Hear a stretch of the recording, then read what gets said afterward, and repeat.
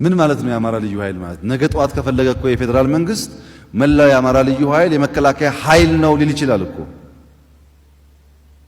ይሄ ልክ ከሌላ አገር እንደመጣ አስመስሎ የሚቀርበው ስዕል ጥንቃቄ ያስፈልገዋል። ነገር ግን የአማራ ልዩ ኃይል ሚሽን ተሰጥቶት በስቴት ኦፍ ኢመርጀንሲ ገብቶ የበደለው በደል ካለ ለኢትዮጵያ ወታደር ለኤርትራ ጦር እንዳነሳውት ይጠየቃል። እሱ ላጠፋው ጥፋት ይጠየቃል። አናቅም የአማራ ልዩ ኃይል ባህር ዳርና ጎንደር ተቀምጦ ውጊያን ተከፈተበት።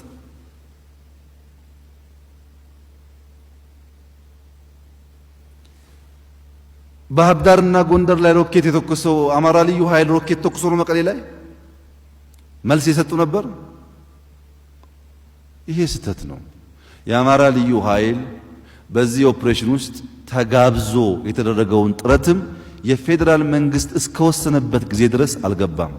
እኛን የወሰነው ስልጣን ስላለን በስቴት ኦፍ ኢመርጀንሲ ስልጣን ስላለን የአማራ ልዩ ኃይል እዚህ ጋር ሸፍንልን፣ የአፋር ልዩ ኃይል እዚህ ጋር ሸፍንልን፣ የኦሮሚያ ልዩ ኃይል ደግሞ እያወጣን ስለሆነ ወታደሩን ይሄን ቀጠና ሸፍን ብለናል።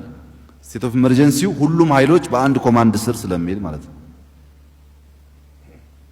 እንችላለን።